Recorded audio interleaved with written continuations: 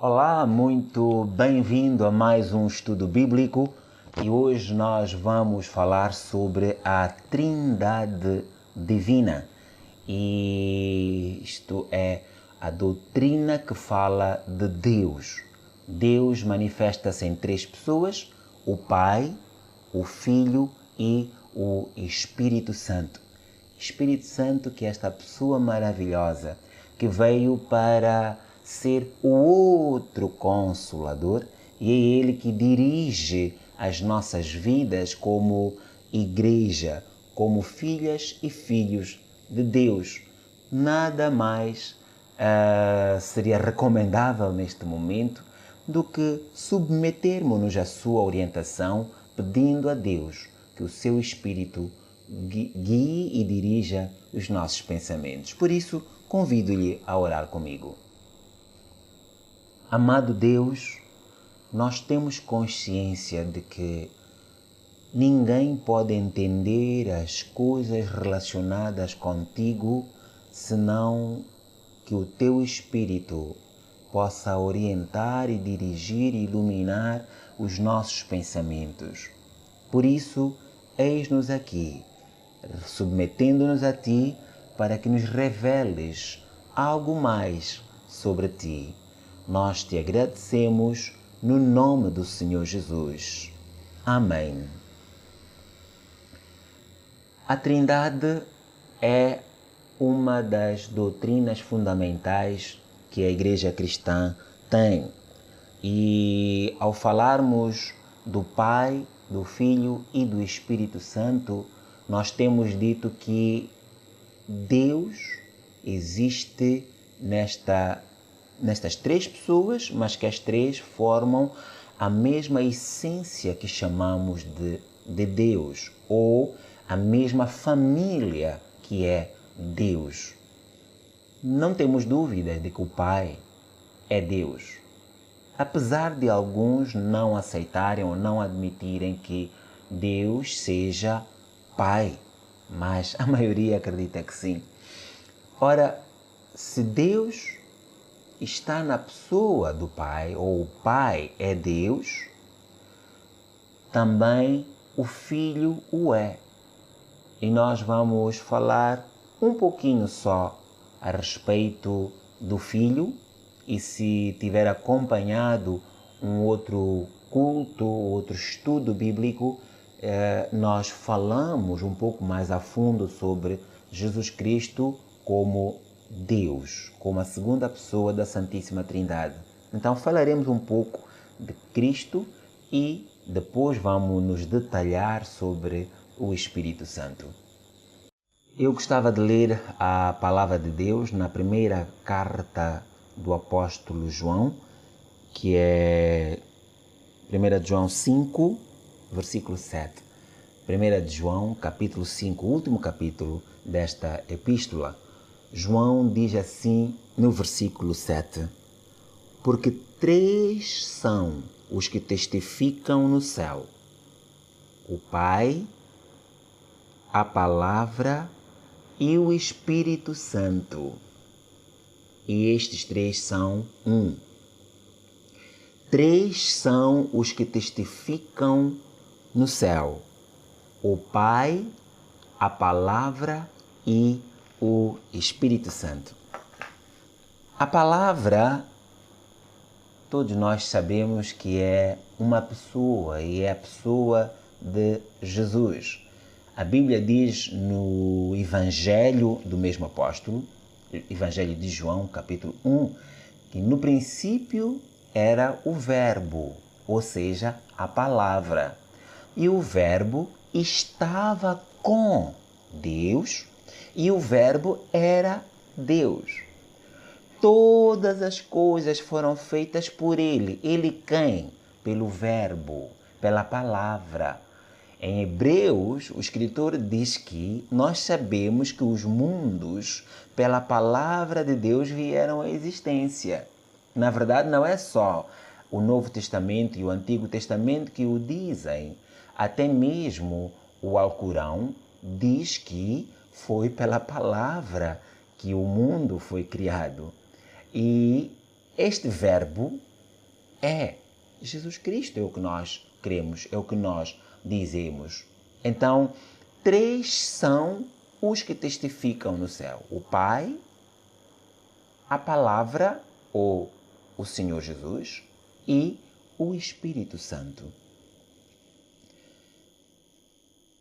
Ora, comecemos por falar de 2 títulos que causam muita complicação nas pessoas e causam tanta disputa.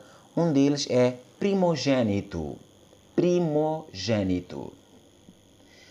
No original grego é a palavra prototokos ou prototokos, que é usado 9 vezes no Novo Testamento e 7 dessas vezes é em relação a Cristo.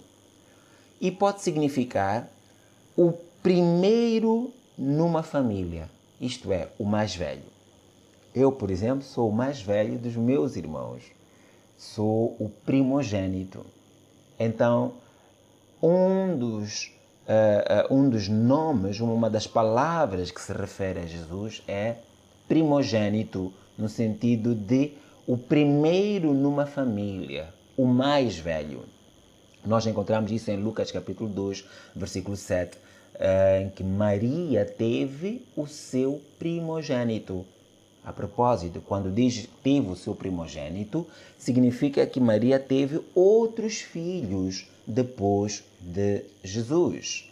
Mas quem nasceu virginalmente, concebido pelo Espírito Santo, foi Jesus. Então ele é o primogênito nesse sentido. Portanto, primeiro numa família ou mais velho. O outro significado é principal herdeiro. Principal herdeiro. E das várias passagens, nós vamos ler algumas só. Em Romanos capítulo 8, versículo 29, aos Romanos capítulo 8, versículo 29, Paulo escreve o seguinte, inspirado pelo Espírito Santo: porque os que dantes conheceu, também os predestinou para serem conformes à imagem de seu Filho, a fim de que ele seja o primogênito entre muitos irmãos. Isto significa que, se nós somos irmãos de Cristo, através do novo nascimento, no meio de todos nós, ele é o número 1. Ele é o number one. Ele é o herdeiro principal. Primeiro herdeiro, ou principal herdeiro. Em Colossenses, capítulo 1, aos Colossenses, capítulo 1, a Bíblia nos diz o seguinte nos versículos 15 e 18. Aos Colossenses, capítulo 1, versículos 15 e 18. E vamos ler então esta passagem. O qual, referindo-se a Jesus, o qual é a imagem do Deus invisível, o primogênito de toda a criação. Versículo 18. E ele é a cabeça do corpo da igreja. Eu prefiro dizer o cabeça do que a cabeça. Mas ele é a cabeça do corpo da igreja, é o princípio e o primogênito dentre os mortos, para que em tudo tenha a preeminência, isto é, o primeiro lugar, o lugar de chefia. Ele é o grande chefe, ele é o principal. Poderíamos ver também aos Hebreus capítulo 1, o versículo 6. O que é que diz esta palavra?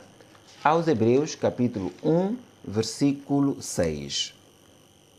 E outra vez, quando introduz no mundo o primogênito, diz: e todos os anjos de Deus o adorem. todos os anjos de Deus o adorem. Eu queria que você percebesse estas palavras. Em primeiro lugar, Jesus não é anjo, como alguns ensinam. Porque a Bíblia diz que todos os anjos o adorem. Todos os anjos significa as 4 categorias de anjos. Os anjos, os arcanjos, os serafins, os querubins, os 4 grupos de anjos. O escritor não quis nomear cada uma das categorias. Senão, estaríamos a dizer que apenas uma das categorias é que devem adorar a Jesus. Então, todos os anjos. Ora, como é que o anjo ia adorar um anjo? Se Jesus não é Deus, como é que os anjos devem adorá-lo? Todos os anjos o adorem. Adorar é prestar culto, é reconhecer a divindade, é reconhecer a soberania, a autoridade de Jesus como digno de ser adorado. Diz que todos os anjos devem adorar a Jesus. Portanto, primogênito significa primeiro numa família, ou o mais velho, e significa o principal herdeiro. Apocalipse capítulo 1, versículo 5, de novo o apóstolo João escreve o seguinte na ilha de Patmos, onde Cristo lhe deu a revelação do que iria acontecer nos últimos tempos. Apocalipse 1, versículo 5. E da parte de Jesus Cristo, portanto, recebam saudações da parte de Jesus Cristo, que é a fiel testemunha, o primogênito dos mortos e o príncipe dos reis da terra. Aquele que nos ama e no seu sangue nos lavou dos nossos pecados. Portanto, ele é o primogênito. Então, o significado de primogênito ou prototokos, que aparece 9 vezes no Novo Testamento, 7 vezes refere-se a Jesus e acabamos aqui de referir. Este é o primeiro termo. O segundo termo é archê. Archê. O termo archê significa o princípio da criação de Deus. O princípio da criação de Deus. E para tal, vamos continuar neste livro de Apocalipse. Vamos passar 2 capítulos adiante. Capítulo 3, versículo 14. Diz assim a palavra de Deus. E ao anjo da igreja que está em Laodiceia, escreve: Isto diz o Amém, a testemunha fiel e verdadeira, o princípio da criação de Deus. Aqui, archê significa primeira causa, origem, fonte, soberano. Esse é o significado da palavra archê. Então já estamos a ver o segundo significado da palavra primogênito. Já dissemos que é o princípio da criação de Deus. Já dissemos que é o primeiro numa família, é o mais velho, é o principal herdeiro, e agora estamos a ver que ele é o principal ou a causa primeira. Ele é a origem. Glória ao seu bendito nome. Ele é a fonte. Fonte. Fonte é aquilo que dá, é onde nasce tudo. E a Bíblia nos diz lá em João: nele foram criadas todas as coisas e sem ele nada do que foi feito se fez. Não é nada que você possa imaginar que existiu que não tenha a fonte, não tenha nele a fonte. Ele é a fonte. Jesus é a origem e o soberano de toda a criação. Ele não foi criado, mas ele existia antes que o tempo fosse criado com o Pai.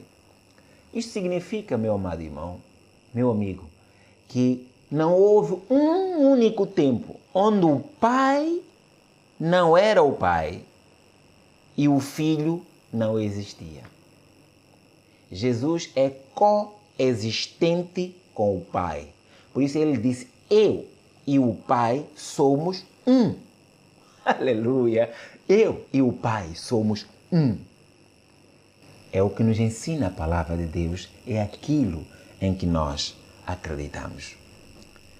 Jesus é bendito eternamente. Louvado seja o seu maravilhoso nome. Mas já falamos muito sobre Jesus como a segunda pessoa da Trindade. Havemos de tocar um pouquinho mais esporadicamente, mas agora queria chamar a sua atenção à terceira pessoa da Santíssima Trindade, que é o Espírito Santo. Glória ao Senhor. O Espírito Santo, ou pneuma, e a ciência que estuda a pessoa do Espírito Santo é pneumatologia, que vem de pneuma, que é o Espírito Santo. É mencionado cerca de 275 vezes só no Novo Testamento e pelo menos 100 vezes no Antigo Testamento. No Antigo Testamento ele aparece como Ruach, 387 vezes. Ruach é o nome ou a palavra Espírito Santo, é de onde vem a palavra Ruach e também a palavra árabe para espírito, é de onde em Swahili vem Roho Mtakatifu, que significa o Espírito Santo. Esta pessoa bendita do Espírito Santo é mencionada subejamente na Bíblia. Primeiro, antes de falarmos dele como Deus, falemos dele como pessoa. O Espírito Santo é uma pessoa. Por isso, está errado perguntar o que é o Espírito Santo. O que é o Espírito Santo está errado e é insultuoso até. O Espírito Santo é uma pessoa. Por isso perguntamos quem é o Espírito Santo. Em João, capítulo 14, versículo 26, nós começaremos a ver as características da personalidade do Espírito Santo. Se uma máquina tiver estas características, nós diremos que esta máquina é uma pessoa. Se um computador, agora fala-se muito sobre inteligência artificial, se um computador tiver estas características de que vamos falar, então diremos que este computador é, para além de máquina, uma pessoa. Portanto, pessoa não é apenas quem tem 2 pés e as mãos e uma cabeça, não. Essa é a forma não científica de definir pessoa. Pessoa é personalidade. O Espírito Santo tem inteligência. É uma das primeiras características sobre a pessoa do Espírito Santo. 14:26 de João diz: mas aquele Consolador, o Espírito Santo, que o Pai enviará em meu nome, esse vos ensinará todas as coisas e vos fará lembrar de tudo quanto vos tenho dito. Bonito, neste versículo encontramos a Trindade presente. Jesus está a falar e diz que em nome dele, Jesus, o Pai há de enviar a terceira pessoa, que é o Espírito Santo. Não vem escrita a palavra Trindade, mas a Trindade está presente neste versículo. Ainda no mesmo livro, um capítulo a seguir, capítulo 15, leremos no versículo 26 também. Diz assim: mas quando vier o Consolador, que eu, Jesus, da parte do Pai vos hei de enviar, aquele Espírito de verdade que procede do Pai, ele testificará de mim. A Trindade é inseparável, amigo. De novo, está aqui presente a Trindade. O Pai, de quem Jesus está a falar, o próprio Jesus, que é o Filho, e o Espírito Santo, que será enviado da parte do Pai. Romanos capítulo 8, versículo 27. Romanos capítulo 8, versículo 27. Esta é uma das doutrinas que mais me maravilha. Versículo 27. E aquele que examina os corações sabe qual é a intenção do Espírito. E é ele que, segundo Deus, intercede pelos santos. O Espírito Santo sabe. Ele tem inteligência.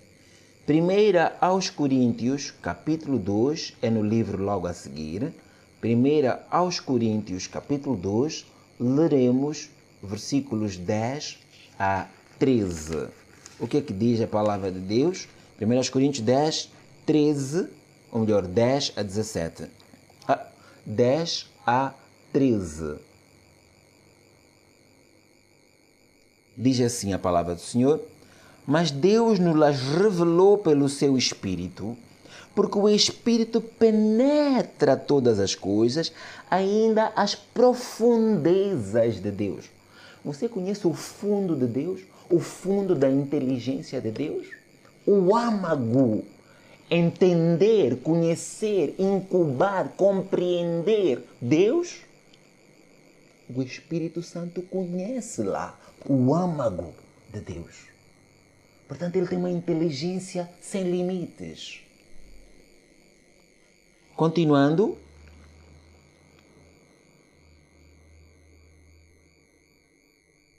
Porque qual dos homens sabe as coisas do homem, senão o espírito do homem que nele está? Assim também, ninguém sabe as coisas de Deus, senão o Espírito de Deus.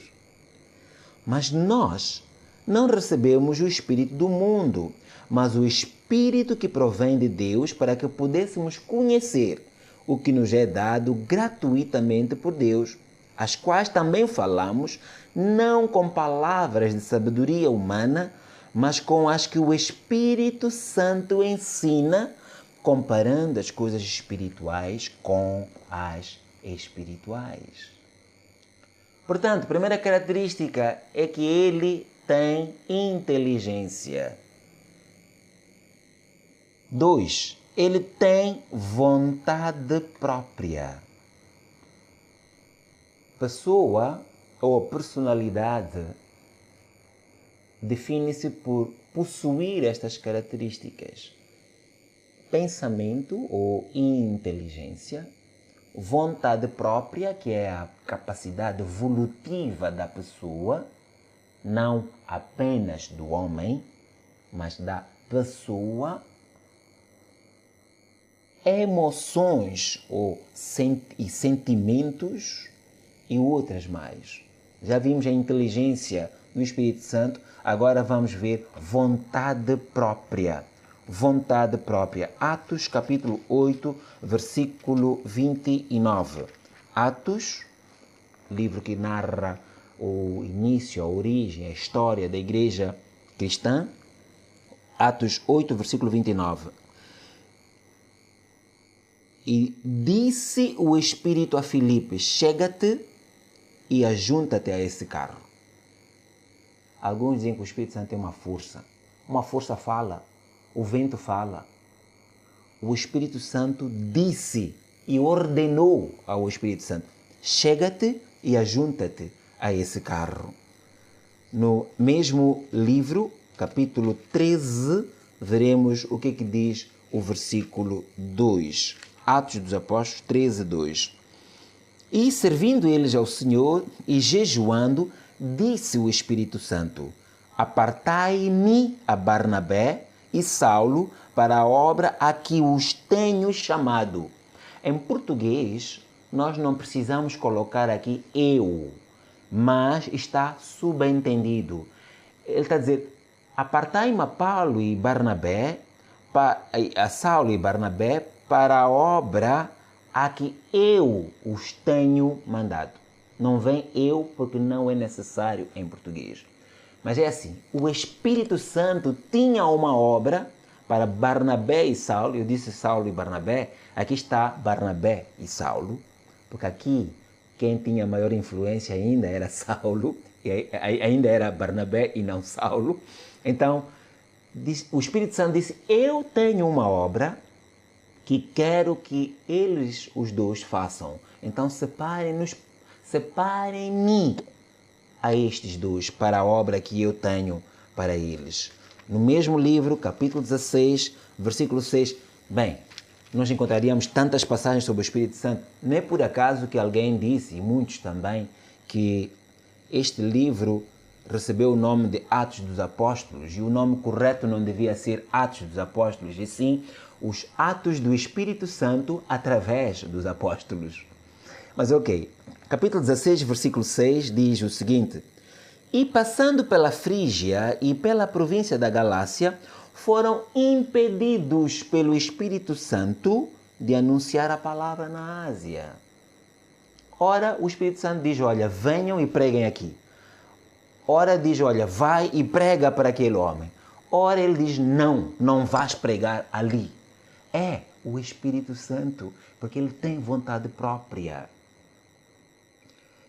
E vamos ler 1 aos Coríntios, capítulo 12, versículo 11. 1 aos Coríntios, capítulo 12, versículo 11, diz assim: mas um só e o mesmo Espírito opera todas estas coisas, atenção, repartindo particularmente a cada um como quer. Novamente, é uma questão de português. Aqui seria como ele quer. Ele quem? Ele, o Espírito Santo. Diz que ele reparte os dons espirituais da maneira como lhe apraz. Ele tem vontade própria. Por isso ele é uma pessoa. O Espírito Santo é uma pessoa porque ele tem inteligência, ele tem vontade própria. Vejamos que ele tem emoções. Ele manifesta emoções. Leiamos em Efésios capítulo 4, o versículo 30. Aos Efésios capítulo 4, versículo 30 está assim escrito: e não entristeçais o Espírito Santo de Deus, no qual estáis selados para o dia da redenção. Portanto, o Espírito Santo entristece-se quando nós fazemos aquilo que não agrada a Deus, quando nós andamos errantes em desobediência à palavra de Deus. Aos Hebreus, capítulo 10, versículo 29. Aos Hebreus, capítulo 10, versículo 29, diz assim a palavra de Deus: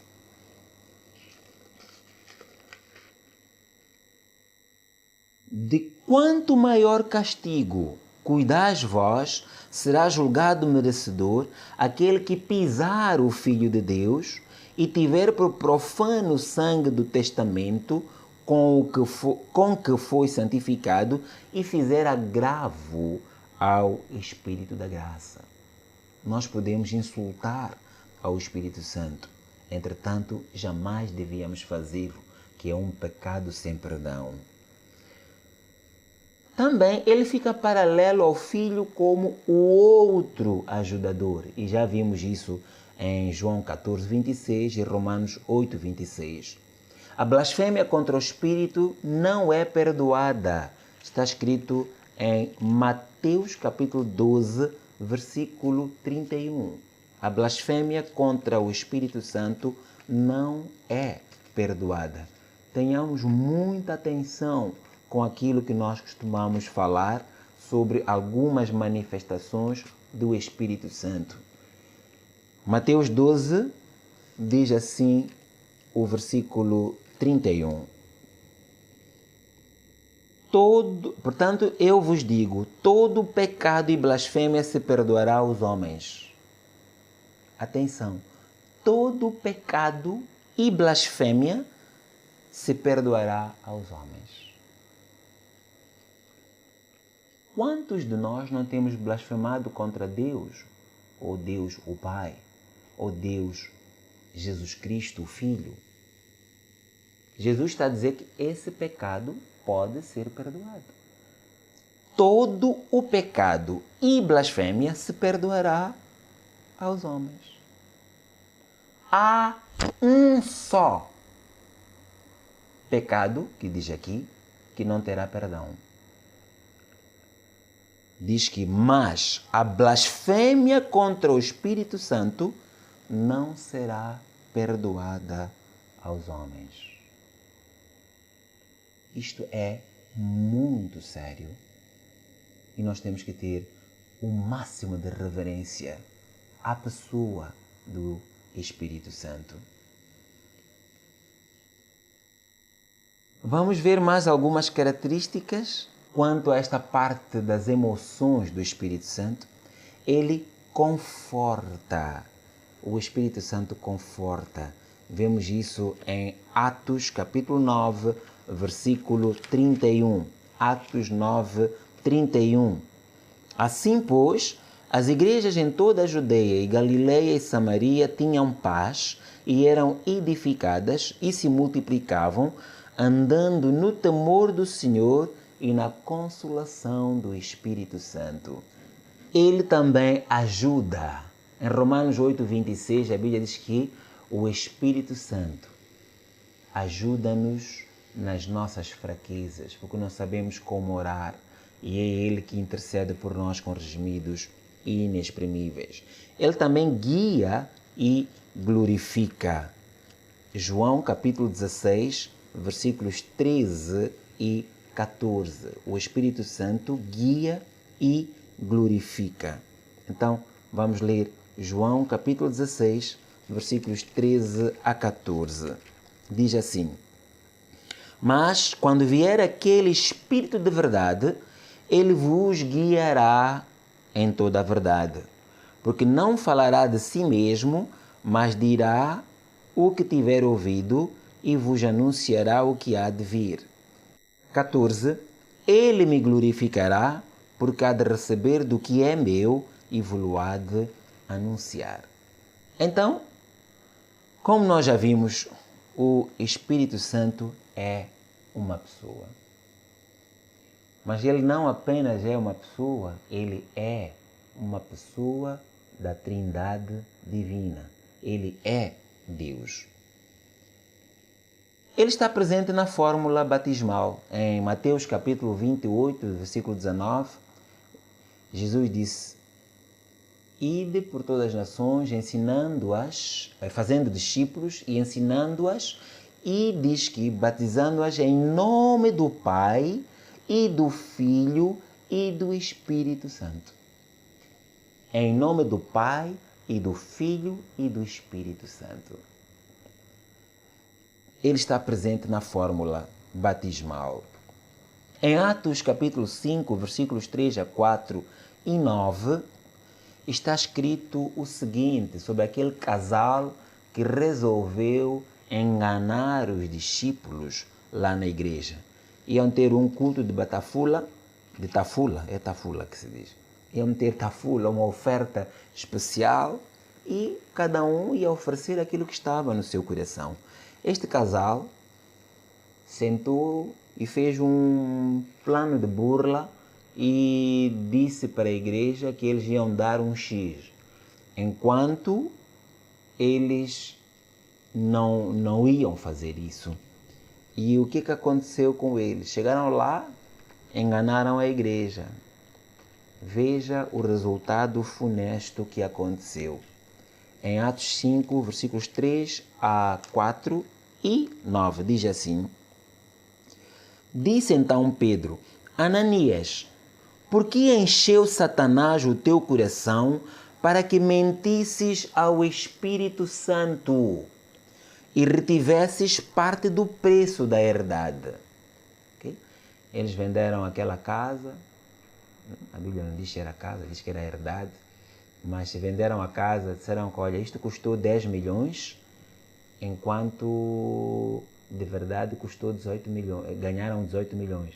Ficaram com 8 milhões no bolso, foram mentir que a casa custou 10 milhões. Muitas vezes nós mentimos assim também, não é? Pedro disse: por que encheu Satanás o teu coração para que mentisses a Deus? É isso que Pedro perguntou? Não. Para que mentisses a Cristo, o cabeça da igreja? Não. Diz que para que mentisses ao Espírito Santo e retivesses parte do preço da herdade. Guardando-a não ficava para ti? E vendida não estava em teu poder? Por que formaste este desígnio em teu coração? Aleluia! Olha a segunda parte do versículo. No versículo anterior diz que mentiste ao Espírito Santo. Agora diz o quê?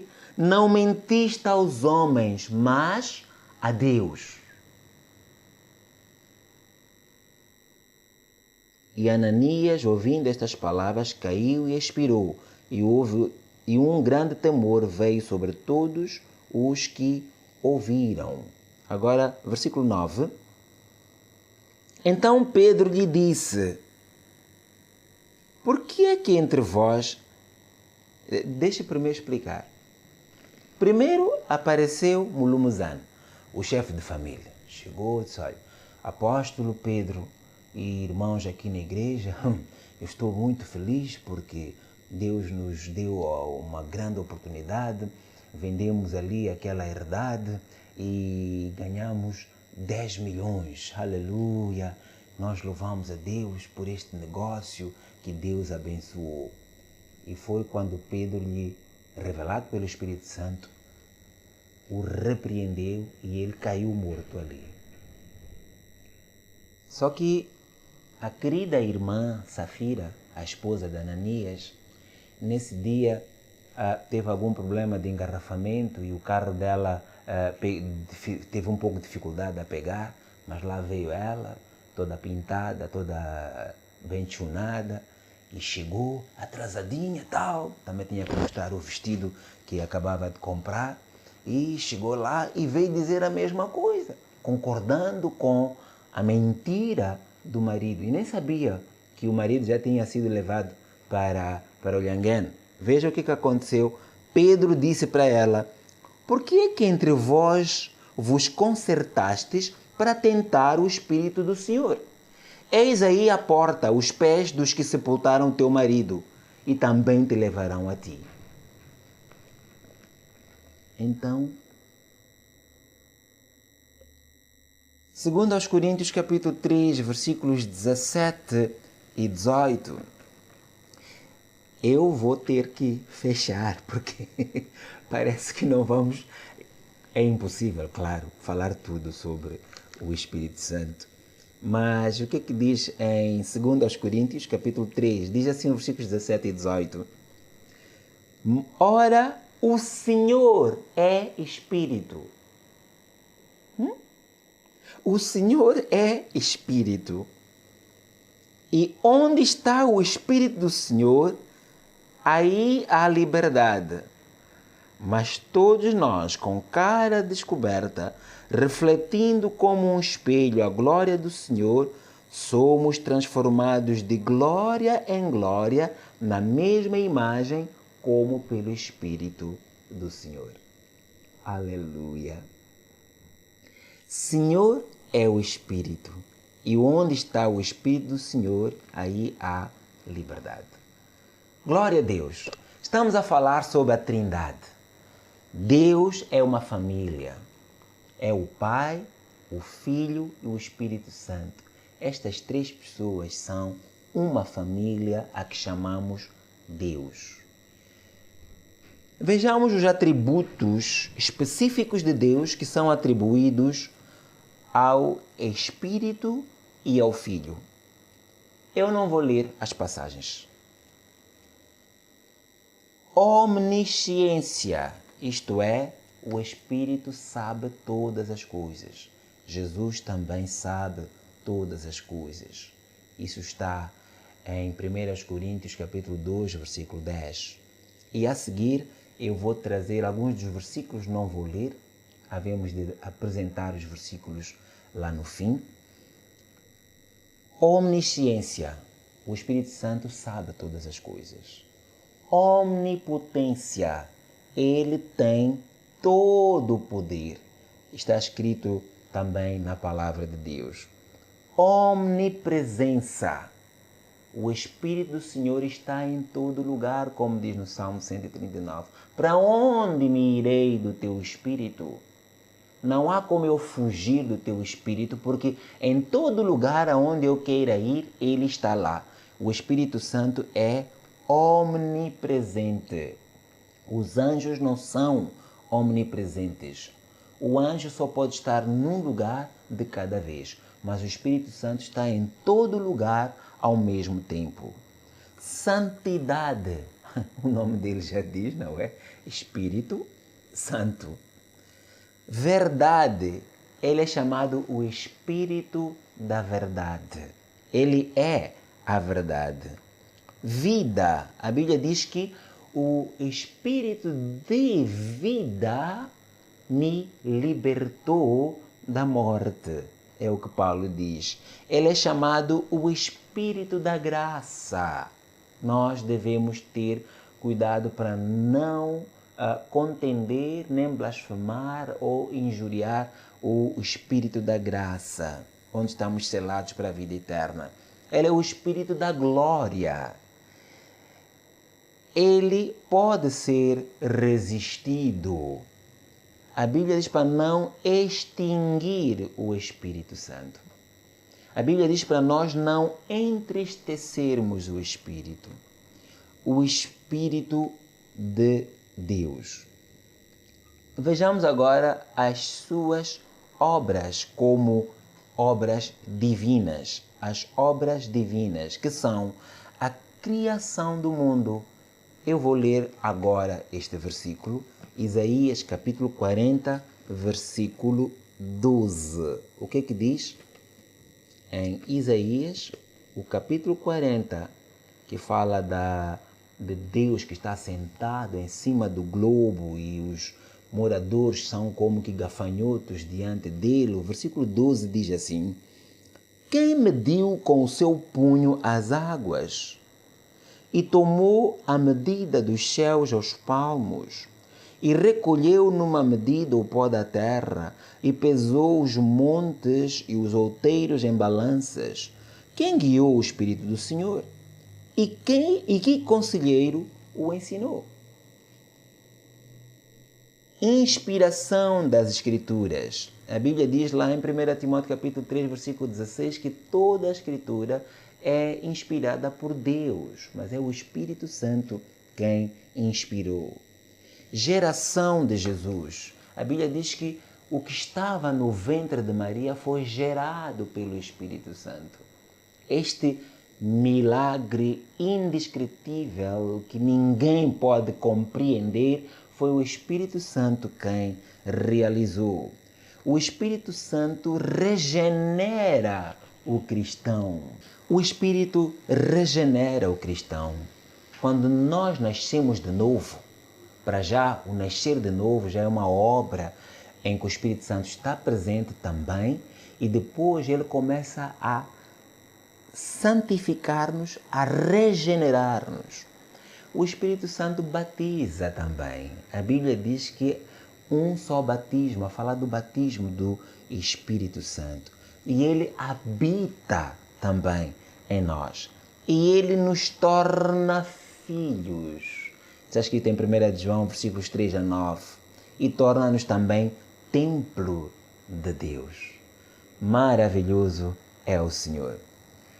Minha irmã, meu irmão, a Trindade aparece junta em 75 vezes nas Escrituras, e em cada atividade de Deus, todos os 3 membros da Trindade estão ativos. mas usualmente uma pessoa da Trindade é primeira e as outras duas são secundárias. Uma das imagens bonitas da Trindade foi quando Jesus foi batizado. A Bíblia diz que quando ele foi batizado, ele estava ali, João Batista o batizou e diz que veio do céu algo bonito e maravilhoso e glorioso como uma pomba.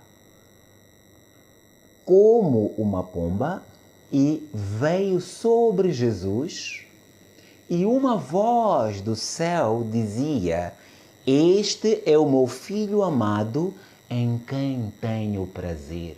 Por isso, prestem atenção e deem ouvidos a ele.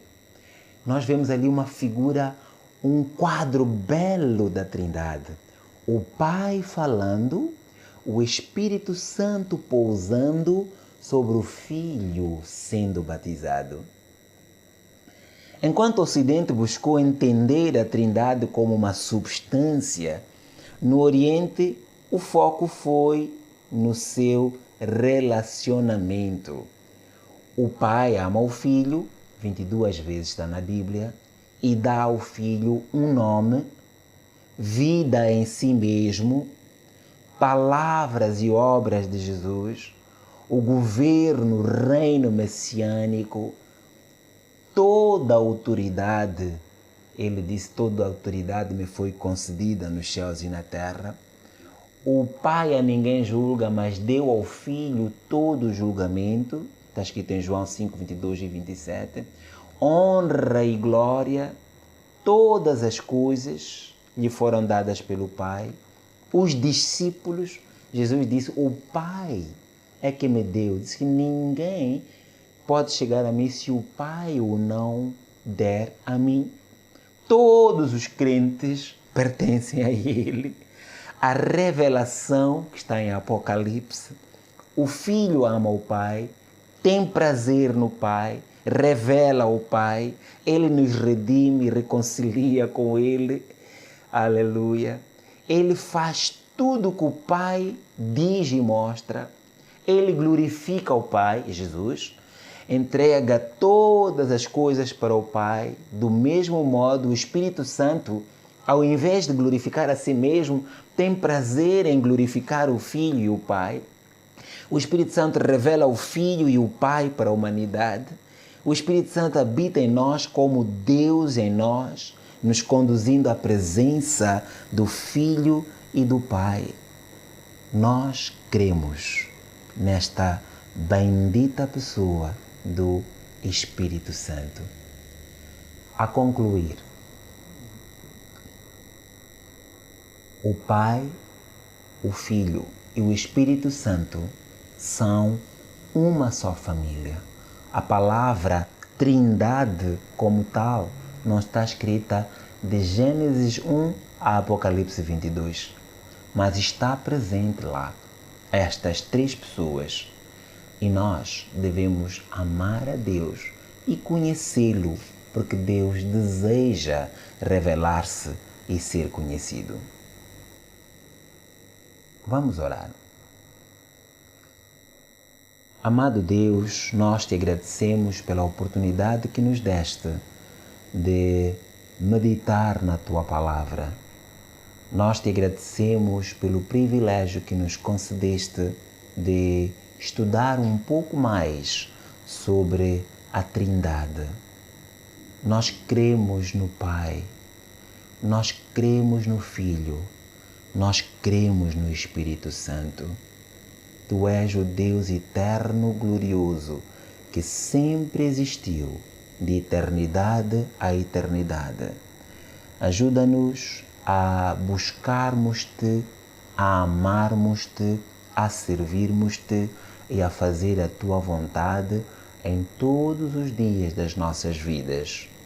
Nós te louvamos e glorificamos em nome de nosso Senhor Jesus Cristo. Amém. Estamos no fim do nosso estudo bíblico de hoje. Assim como o Pai nos ama e Ele nos sustenta, o Senhor Jesus Cristo perdoa-nos dos nossos pecados e o Espírito Santo aplica estas verdades nas nossas vidas e nos santifica e revela-nos a Cristo dia após dia. Assim devemos nós, todos os dias, permitir que Ele nos molde. Deus abençoe e até uma próxima oportunidade.